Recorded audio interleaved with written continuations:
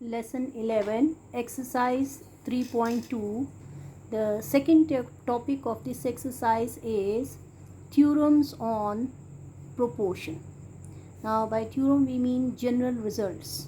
So, first of all, the properties. First property is alternando property. Alternando property. Now, in a proportion, if A ratio B equals to C ratio D, then A ratio C equals to B ratio D. That is, if second and third term interchange their places, then also the four terms are in proportion. यानी कि अगर आप इसमें second और third term की places को change करते हैं, बी और सी को इंटरचेंज करेंगे, तो रिज़ल्ट फिर भी प्रोपोर्शन में ही रहेगा. अब इसको चेक करने के लिए आप एक एग्जांपल लेंगे. इसमें देखें, आपको प्रोपोर्शन में 4 क्वांटिटीज़ गिवन है.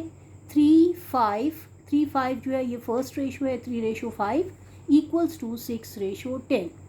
अब इसको अल्टरनेंडो में जब आप लिखेंगे तो ये किस तरह से लिखी जाएगी? आपने कौन सी क्वांटिटीज़ को इंटरचेंज करना है? सेकंड और थर्ड को. तो आप ऐसे लिखेंगे, देन 3:6 इक्वल्स टू 5:10. अब इस तरह से हमने ये अल्टरनेंडो प्रॉपर्टी यूज़ की है. तो अब ये क्वांटिटीज़ जो हैं ये भी प्रोपोर्शन में ही हैं, क्योंकि इसमें ये सिर्फ हमने ये प्रॉपर्टी यूज़ की है. 6 को 5 की जगह पे लिखा है और 5 को 6 की जगह पे. ये आपकी अल्टरनेंडो प्रॉपर्टी की एग्जांपल है. अब सेकंड प्रॉपर्टी देखें, इन्वर्टेंडो प्रॉपर्टी. Invertendo property.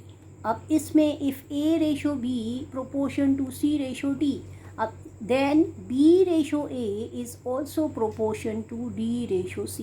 आप देख सकते हैं स्टूडेंट्स कि इसमें हमने सिर्फ रेशो में इन्वर्ट किया है. First ratio A ratio B थी तो फिर वो क्या बन जाएगी? B ratio A. और सेकंड C रेशो D है तो वो D रेशो C हो जाती है. So that is if 2 ratios are equal then their inverse ratios are also equal. अब इसके लिए भी आप एक एग्जांपल ले सकते हैं. जनरल एग्जांपल जो है, कोई भी न्यूमेरिकल एग्जांपल. 6:10 है फर्स्ट रेशो हमने ली है, और 9:15. तो अब अगर आप इन्वर्टेंडो प्रॉपर्टी अप्लाई करेंगे तो हम कैसे लिखेंगे? हम इसको फर्स्ट रेशो को इन्वर्स में लिखेंगे. तो 6/10 का इन्वर्स क्या होता है? 10/6. और इसी तरह से 9/15 का इन्वर्स क्या होगा? 15/9.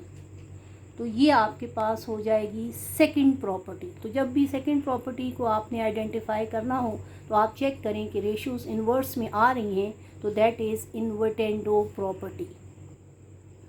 थर्ड प्रॉपर्टी है कॉम्पोनेंडो प्रॉपर्टी. अब कॉम्पोनेंडो प्रॉपर्टी में आप कैसे करेंगे? If A ratio B equals to C ratio D, तो आपको कॉम्पोनेंडो में आपने इस तरह से लिखना होगा, A plus B ratio B and then proportion to C plus D ratio D. अब इसको आप एग्जाम्पल में कैसे अप्लाई करेंगे? तो देखें, आपके पास 4 क्वांटिटीज़, उसी तरह A B C D. अब आपके पास 4:5 इक्वल्स टू 8:10 है.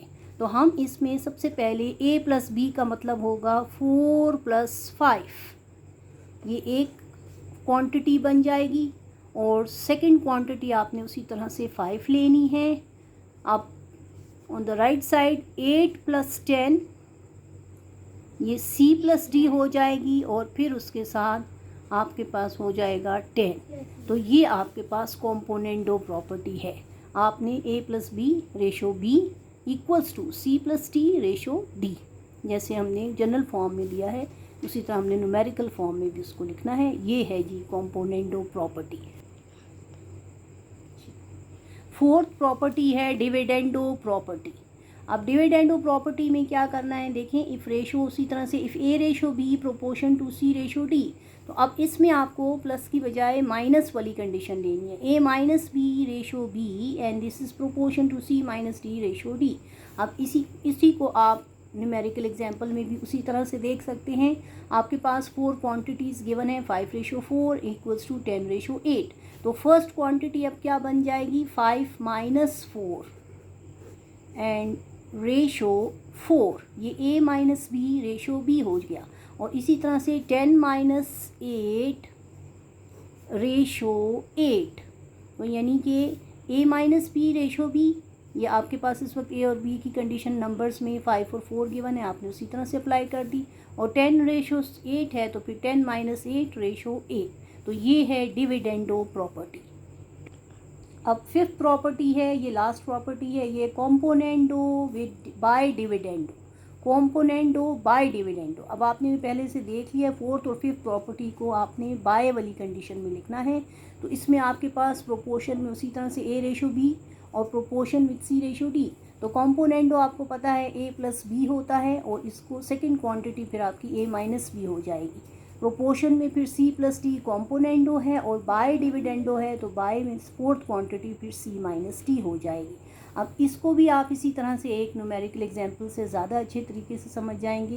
देखिए 7 रेशो 3 दिया हुआ है इक्वल्स टू 14 रेशो 6, तो कॉम्पोनेंडो में हम क्या लिखेंगे, 7 plus 3 a plus b, first quantity और सेकंड क्वांटिटी को ऐड करेंगे और रेशो और 7 माइनस 3 हो जाएगी। इसी तरह से 14 प्लस 6 और रेशो क्या होगा, 14 माइनस 6, तो ये आपके पास a plus B by a minus B equals to c plus d, c is 14 and d is 6, and by with c minus d 14 minus 6। तो इस तरह से ये आपकी 5 प्रॉपर्टीज़ कंप्लीट हो गई हैं। और अब इसमें आपको